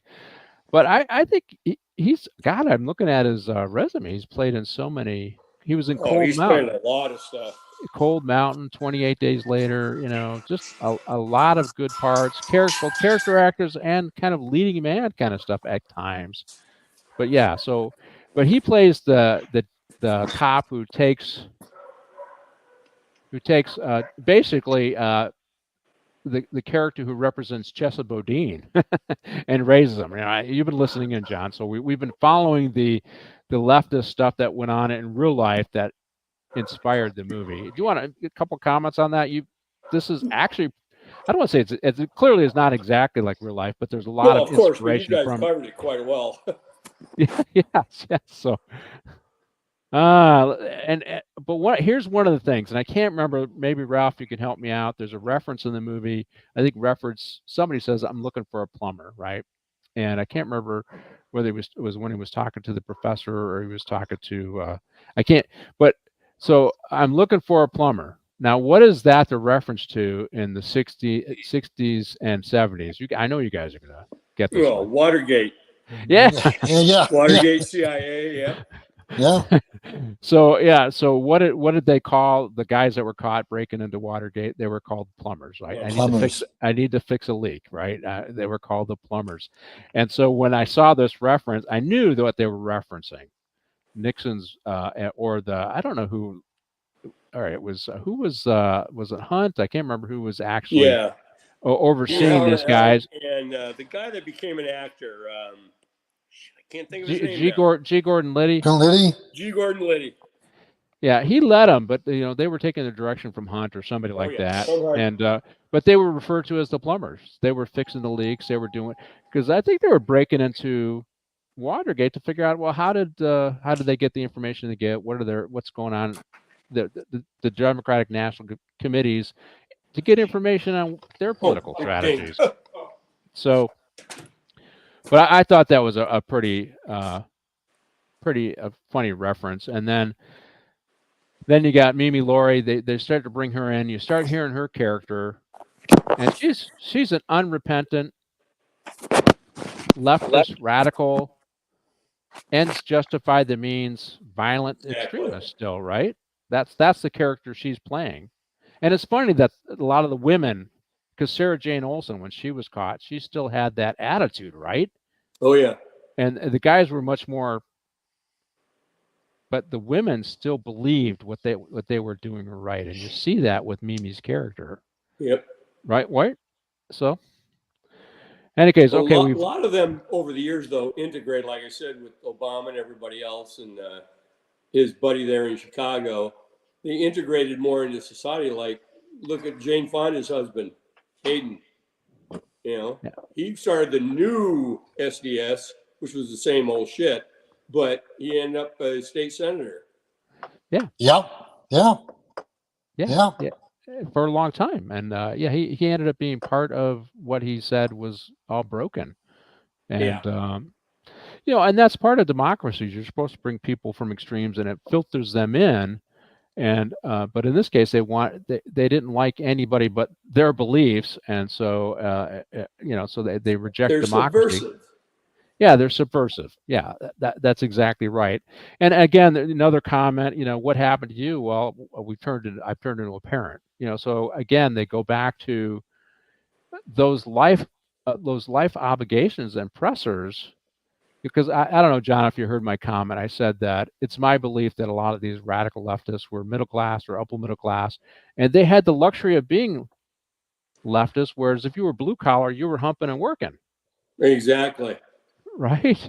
And then you go to UC Berkeley and Stanford and Michigan, Ann Arbor, and you get indoctrinated, and all of a sudden you're the elite white anyway. So now you're thinking, oh, I'm going to change the world.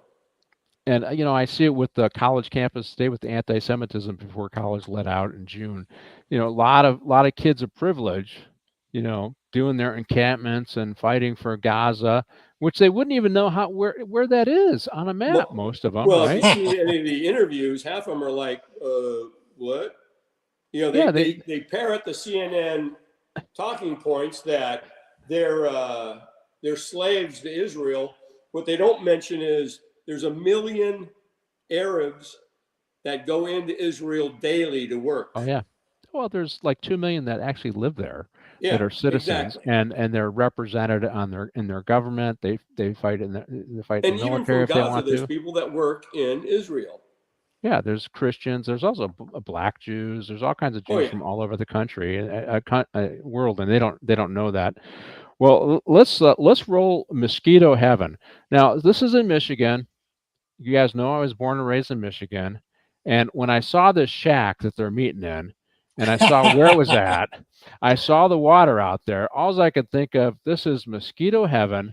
There's no way that you're going to meet there without mosquito nets and everything else, right? So that's why. Oh God, with that humidity in the water. Oh. And it's the upper part of the Upper Peninsula, right? So it's not that far from Canada. So you could take a boat and go to Canada if you want up there. Is that by Mackinac Island?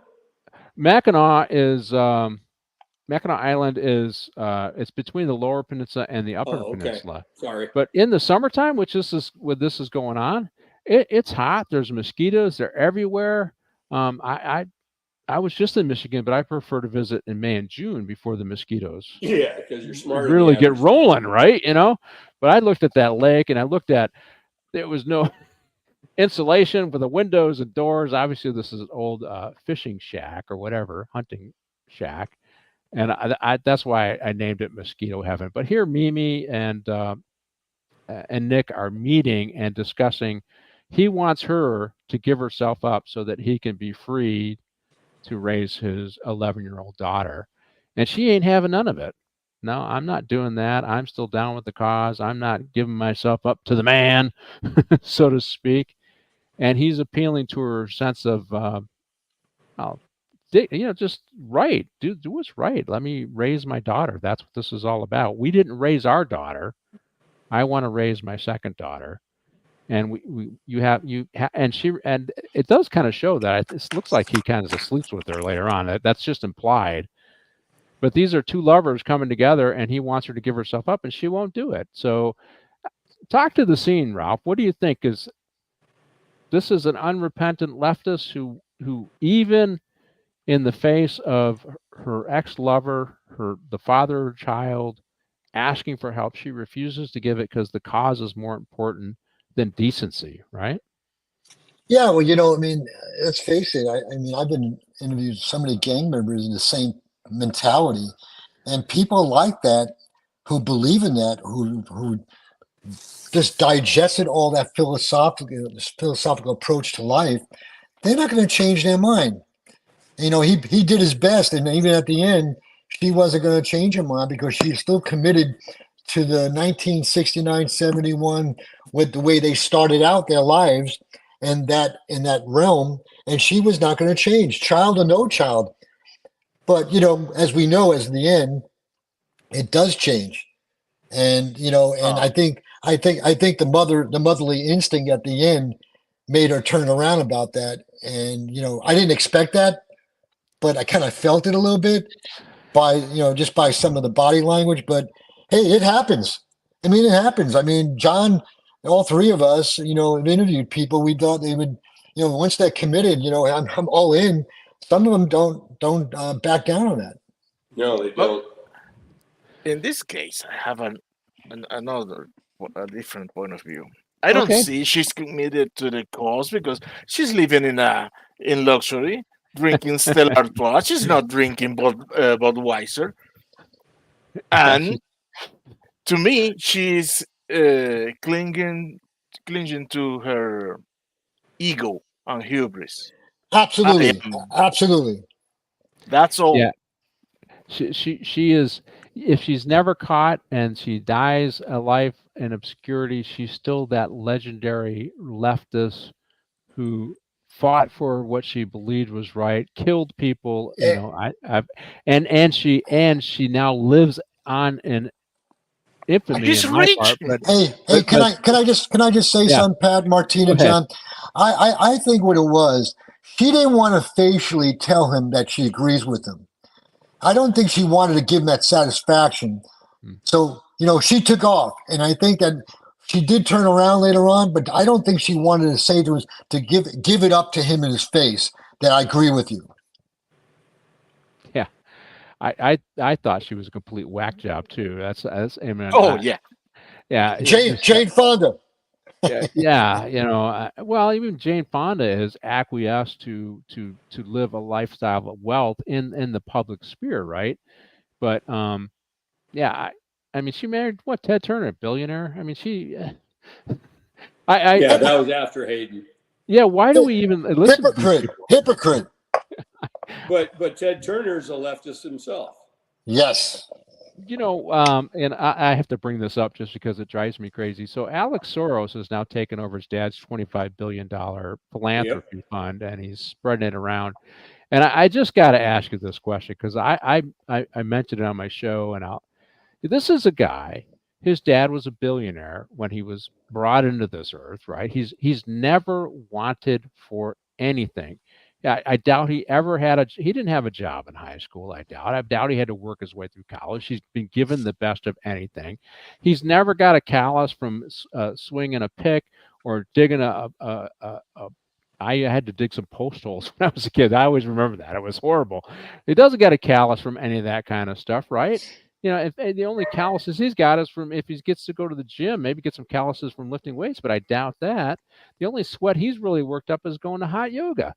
And now this guy's in charge. Now this guy's in charge of $25 billion. He gets to meet with terrorists. He gets to influence public policy, and the man does not have any life experience. And yet, J.D. Vance, as soon as they announced him, they attacked him. That's just kind of my feeling about it. It drives that's what me they nuts. do. It drives me crazy. Why do we care about what these wealthy leftists who've never had to sacrifice anything think about life? I mean, why do we care? I mean, that's a rant. I'll let you guys, Johnny. I'll let you jump in on that rant, and then. Well, unfortunately, the left, the normal left. I mean, you know, people our age that work and go to school, they believe it all. They don't do any of their own research. They don't. They think everything is we're conspiracy nuts. They don't do that. They are indoctrinated to where they just repeat the pablum that they're given by CNN. You know, and you can see on these videos where, you know, there's one video out there on YouTube where the guy starts asking people, "Hey, who was it? Trump or Biden said this? If you don't vote for me, you ain't black." Oh, every one of them said Trump. Everyone. Yeah. Until he tells them, no. You know, so these people don't do their own research. They listen to what they're told. Whereas people in the middle, people on the right, we do some research. We don't listen to everything we're told. We're not indoctrinated. We think for ourselves. And a lot of the people don't think for themselves. That's why Soros is allowed to get away with what he gets away with. But frankly, his dad stated he wanted to bring down the United States. And as far as I'm concerned, that's a treasonous act. But nobody went after him because, we got to be nice. Well, because he's giving money to the left and the Democrats. I mean, $4 million for Newsom's recall campaign to save him. $4 million to George Gascon's campaign to become the DA in LA. I think he gave us. When I was in Scottsdale, you know, who's the old guy that was the sheriff in Maricopa County? Joe Arpaio. Joe Arpaio. He beat Penzone two times in a row. But the last time, he was getting older, he was in his mid-70s, and Penzone got $2 million from George Soros. So he could pay for all the ads, and then he won. And Penzone's as left as they come as a sheriff. Taking out all the conservative icons that we followed. So in the scene that just stopped, he's Nick is trying to get Mimi to go along with surrendering and giving herself up so he can raise his daughter. And he says, "Hey, we had a baby together. We abandoned it. We abandoned our primary responsibility. I don't want to do that again. And and you're the one that can help me here." And that was interesting. And the reporter ends up coming to the shack and they have a conversation. And I thought this was, of course, the reporters bring the FBI, right? Because the FBI is kind of monitoring what the reporter's doing. But they say to the reporter, "Well, if you had decency, you would let the story go." And he does in the end. I didn't. Not today, man. Reporters today, it's cutthroat. They're going to be out there with whatever to get those. This would have been a huge story, so there's no way a reporter would have let that go because they're about their career. Their 15 minutes of fame. Yeah, the social media posts, 500,000 followers, what else is he gonna, this reporter gonna say? But let's roll the last scene, and it is, I think I got listed as turnaround, and so here's the thing. So I've probably been sailing maybe a couple hundred times, and I'm watching the sailboat, right, and I'm thinking, okay, she's got the sail up, and she turns around. What doesn't she do? She doesn't change the mast. The mast didn't change. She doesn't tack, right? She's got the engine going and the sails up. Yeah. If you're going to turn around, you gotta tack and change the sails, and that's what causes the turnaround. It probably didn't play all that well for the movies. Oh no, just put the engine on and we'll get you turning around, because as soon as you start turning around, the wind's blowing it. Because I don't know what the wind was like. You can see the sails weren't full like that. But anyway, so she she ends up having to turn around. Instead of going to Canada, she ends up turning herself in, and so that and eventually Nick Sloan is released. He doesn't have to go to prison. I imagine there's he has to deal with the fact that he was a fugitive on the run for a long time, and but for the most part, the scene indicates that he's going to be able to raise his daughter, and everything's going to work out for him. But Mimi's going to go to jail and take responsibility for her robbery. And here's what I wrote: activism is the luxury of the wealthy. I did write that. That was my last comment regarding the scene. That's how I felt about it. Your thoughts on the scene, Ralph, and overall on the movie? I'll go in reverse. Overall, the movie, I enjoyed it. It kind of, I liked the acting. Oh, we lost you. Uh-oh. Oh, I'm glad you're here. Mid-sentence, no less. I'm glad you're Hey. here, John. Oh, there you go. Oh, Ralph, we keep losing you. You must have some. Somebody's trying to call me. I'm sorry. I Can you think hear me? the leftists Yes. are trying to disrupt you, is what it is. But go ahead. At the end, yeah, I think they are. Somebody's tapping into me. I just think at the end of the scene, it relieves Robert Redford of his responsibility. But part of me, I still would have prosecuted the son of a bitch because he was part of the whole thing from the beginning and planning. So I would have still taken him as an associate, in the whole crime. But that's movies. What are you going to do? The other going to do, and the other thing, the other thing is this: is that at the end, the message. I think Robert Redford. I said this from the beginning when John wasn't on, that he imparted some philosophical knowledge to the reporter, and he didn't fulfill the story. And I think it made those people feel like they have input into the media, meaning Robert Redford, but also the subversive groups, that they do have input into the media. That was the part that also I didn't like, because I think that's true though. As you guys perfectly said about Soros and everybody, that their monies go towards that media and influence. Yeah. Well, I mean, you buy the Washington Post and you can write whatever you want.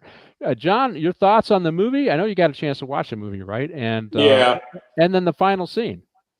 Well, I'm not a big fan of all this type of movie, but not bad. But the final scene, hokey. But I don't know. I just, it's like when we did Clute. I didn't like Jane Fonda at all, but I'm just saying. Okay, so you did history on this. The movie So, was well done. I'll give them that. but it dovetails onto a lot of historical events, right? I was talking to Ralph. They weaved in a lot of historical events that were real life into a story, right? Yes, it does. It does, and it's actually not a bad movie. But I don't watch Robert Redford a lot, or anybody like that. But I'm just opinionated. But the movie itself did touch on a lot of issues in the past, brought them forward, but what can I say? Well, I think it's so 30 years from now, if any of us are alive, what will we be talking about? Some crazy leftists or students for for Free Palestine, or BLM, and will it get violent coming in the next few years? And will they go on the run and on the lam? And what will their perspective be 20 or 30 years from now? Geez, how stupid were we? And where will they be in their lives? Will there be people of privilege and power and comfort, bourgeoisie's lifestyle? I think yes. I think eventually that's where they're going, right? Oh yeah. And they just don't want to acknowledge it, right? So this is where they're going, because, like I said, activism is a luxury of the wealthy, right? Wealthy.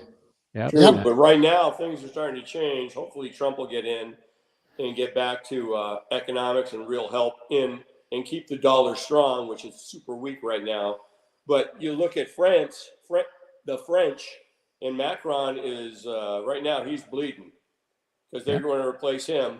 Who else just got replaced? Oh, England, Italy too. Italy. They're going more to the right because they're tired of the bullshit. When you got hundreds of thousands of Muslims in Italian towns or in English towns, and they want Sharia law, and they don't care if you've grown up there. they've invaded, and that's how they want to take over. We're going to No, give no, no, no. we're going to give the last comment to Martin, a Venezuelan, and what's going on in Venezuela. Let's talk about what dovetails. Martin, you got a minute there. So what do you think? Oh, well, first, France, the right lost France. They made a leftist coalition of all the left parties, and they won the election. So that is going to be even worse because every piece of that collective has its own interest, and they are going to eat each other. And in the process, they're going to raise the country. How do I know? Because that's what's happened in my country. That's exactly what happened. Yeah, that's what happened in Venezuela. Hopefully, Yeah. Venezuela is in struggle right now. And yes, I've been in contact with my family and friends, and Oh, God bless them. yeah, because I'm worried, man. I'm worried. Well, I saw yesterday is the not opposition party was out protesting against what's the guy's name? Maduro. Maduro. You know, so who knows? But yeah, I feel for your family. Okay, we are at the end of the show. So let's say a prayer for Martin's family in Venezuela, that Venezuela moves out, that they go in the right direction, and the right people are installed as the leaders. Oh Dios. Oh, yes. And so we are at the end of Morning Coffee with the Chief and the great movie. I forget the name of the movie. What is it? The Company We Keep. The Company We Keep. God, all right. Thank you so much. Thank you for joining me, guys. Hang around for a quick debrief if you got some time. And Martine, you can take it away.